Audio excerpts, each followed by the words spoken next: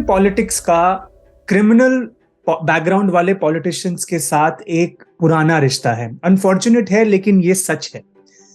अगर आप आंकड़े खंगालेंगे तो आप देखेंगे कि अनफॉर्चुनेटली 2019 का जब लोकसभा चुनाव हुआ था तो तकरीबन 233 लोकसभा मेंबर ऑफ पार्लियामेंट 543 में से या 43% जो मेंबर ऑफ पार्लियामेंट थे उनका एक क्रिमिनल रिकॉर्ड था। ये डेटा हमें मिलता है एसोसिएशन फॉर डेमोक्रेटिक रिफॉर्म्स से।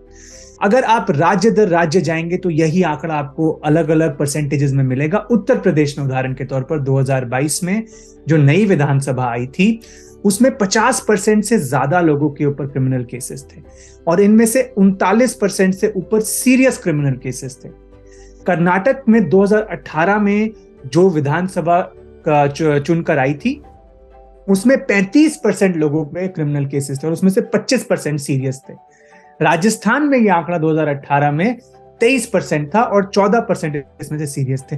और मैं आपको और राज्य गिनवा सकता हूं। आज हम बात करेंगे कि जो मेंबर ऑफ पार्लियामेंट या एमएलए क्रिमिनल रिकॉर्ड के साथ आते हैं उनका आपके क्षेत्र की सोशियो इकोनॉमिक परफॉर्मेंस पे क्या असर होता है।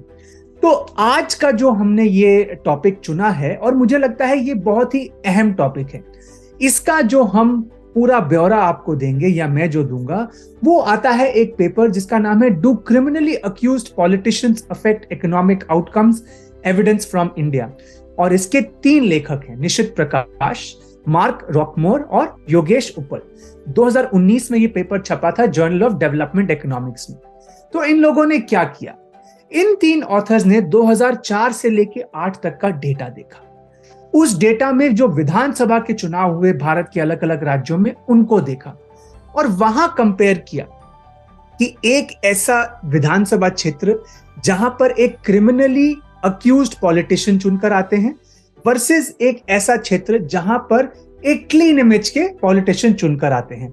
जैसा आपको मैंने पहले बताया, इन 2 क्षेत्रों के बीच में और कोई फर्क नहीं है। आप ये मानकर चलिए, साइंटिफिक तरीके से इसे किया जाता है। केवल एक फर्क है कि एक जगह पर हमने क्रिमिनली एक्यूज पॉलिटिशियन को वहां पे लोगों ने चुना और एक जगह पे लोगों ने क्लीन इमेज वाले पॉलिटिशियन को चुना। अब 1 मिनट का डिटोर लेते हैं। देखिए, लोग भी कई कबार मजबूर होते हैं क्रिमिनली एक्यूज पॉलिटिशियन को चुनने के लिए, वो हमेशा अपनी मर्जी से नहीं करते। इस पर भी एक पेपर है, कभी और फुर्सत से आपको इस बारे में बताएंगे। खैर, वापस आते हैं। तो जब इन्होंने ये कंपैरिजन किया कि एक ऐसा क्षेत्र जहां क्रिमिनली अक्यूज पॉलिटिशियन का चयन हुआ और एक ऐसा क्षेत्र जहां पर एक क्लीन इमेज के पॉलिटिशियन का चयन हुआ, तो उनमें फर्क क्या निकला। तो उन्होंने पाया कि औसतन जहां पर जिस क्षेत्र में क्लीन इमेज के पॉलिटिशियन का चयन हुआ वहां पर जीडीपी ग्रोथ रेट 7% सालाना था। ये गिरकर जहां पर क्रिमिनली अक्यूज पॉलिटिशियन है वो 4.5 या 4.6% पर आ जाता है। तो ये गिरावट कितनी है, 2.4 परसेंटेज पॉइंट। छोटी बात नहीं है। अब इसको आप किस परिप्रेक्ष्य में देखें। काफी बार मेन स्ट्रीम मीडिया में ये कहा जाता है कि जो क्रिमिनली अक्यूज पॉलिटिशियन है ये हमें तो दूर से खराब लगते हैं, लेकिन जो लोग हैं, जो इनकी जनता है, उनके लिए ये रॉबिनहुड का काम करते हैं। ये अमीर से पैसा लेकर गरीब को देते हैं। करते होंगे, मैं इस बात से मैं मना नहीं कर रहा इस बात को, लेकिन आप जब मोटा मोटी एवरेज औसतन इफेक्ट, जो कि साइंस में, समाज शास्त्र में हम सारे आंकड़े को औसत पे देखते हैं कि औसतन असर क्या हुआ। जैसे सचिन तेंदुलकर, इनकी औसत अगर 50 की है, इसका मतलब ये नहीं कि इन्होंने हर मैच में 50 रन मारे, कहीं में 75 मारे, कहीं में 25 मारे, उसका औसत बन गया 50। तो ऐसे ही हमने एक औसतन अगर हम एक आंकड़ा ले तो 7% ग्रोथ रेट थी उन जगहों पर जहां पर क्लीन इमेज के व्यक्ति का चयन हुआ वर्सेस 4.6% जहां पर एक क्रिमिनल रिकॉर्ड वाले व्यक्ति का चयन हुआ। और ये बात यहां पर नहीं रुकती। ये बात अगर हम इसको और खंगाले तो हम पाते हैं कि ये जो इफेक्ट है वो और ज्यादा है किन पॉलिटिशियंस के लिए, जो क्रिमिनली अक्यूज्ड हैं और जो कम पढ़े लिखे हैं, जो क्रिमिनली अक्यूज्ड हैं और जिनके पास अपना पैसा कम है। और एक बात, ये जो मेजर असर आता है, औसत असर भी, वो ज्यादातर कौन से राज्यों से आ रहा है, वो उन राज्यों से आ रहा है जहां पर पहले ही न्यायिक प्रणाली, जो जुडिशियल सिस्टम या लॉ एंड ऑर्डर कमजोर है, जैसे कि बिहार, छत्तीसगढ़, झारखंड, उड़ीसा, उत्तर प्रदेश, उत्तराखंड। क्योंकि ये औसतन असर है इसलिए इसमें हर राज्य का कंट्रीब्यूशन है, लेकिन ज्यादा से ज्यादा जो कंट्रीब्यूशन है वो इन ऑथर्स के हिसाब से इन राज्यों का है। तो ऑथर्स क्या बताते हैं कि जीडीपी ग्रोथ रेट कम होता है, और वो ये भी बताते हैं कि जो अन्य सरकारी सुविधाएं हैं या स्कीम्स हैं जैसे कि पीएमजीएसवाई, प्रधानमंत्री ग्राम सड़क योजना, वो भी उसका भी जो इंप्लीमेंटेशन है वो उन इलाकों में कमजोर तरीके से होता है जहां पर एक क्रिमिनली अक्यूज पॉलिटिशियन का चयन होता है। इससे जुड़ा हुआ एक बोनस आपको मैं एक लाइन और दे दूं, एक बोनस पेपर है। ये पेपर है building connections, political corruption and road construction in India. इसके ऑथर्स हैं जोनाथन लेने, जेकब शपायरो और Oliver Vanden Eynde. 2018 journal of development economics. इसके बारे में मैं क्यों जिक्र कर रहा हूं?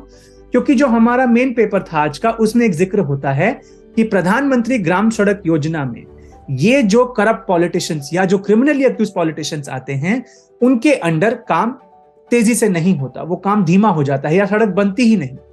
तो ये दूसरे पेपर ने हमें ये बताया कि क्या होता है कि जब कोई एक एमएलए चुनकर आता है किसी इलाके में, तो पीएमजीएसवाई के अंतर्गत जो भी कॉन्ट्रैक्ट होते हैं उसमें ज्यादा पॉलिटिकल फेवरेटिज्म दिखना शुरू हो जाता है। तो अगर आप इन दोनों कड़ियों को जोड़ेंगे तो आप समझ जाएंगे कि जो एक क्रिमिनली अक्यूज पॉलिटिशियन है वो कई तरीकों से अपने इलाके की जो सोशियो इकोनॉमिक ग्रोथ है उसको हैम्पर करते हैं, हर्ट करते हैं। उनमें से एक पॉसिबल चैनल जो है वो ये है कि वो पॉलिटिकल फेवरेटिज्म दिखाते हैं, और वो पॉलिटिकल फेवरेटिज्म मेरिट पे नहीं दिखाते। ऐसा नहीं कि वो ऐसे लोगों को काम देते हैं जो उनके फेवरेट्स भी हैं और जो काम में अच्छे भी हैं। डेटा ये भी कहता है कि जब पॉलिटिकल फेवरेटिज्म होता है तो जो सड़क बनने का काम है उसकी एफिशिएंसी और भी कम हो जाती। तो देखिए, जैसा कि आपको मैंने आज के इस शो में बताया, क्रिमिनली अक्यूज पॉलिटिशियंस को चुनना ना केवल हमारे प्रिंसिपल्स के खिलाफ है, लेकिन ये हमारे फायदे में भी नहीं है।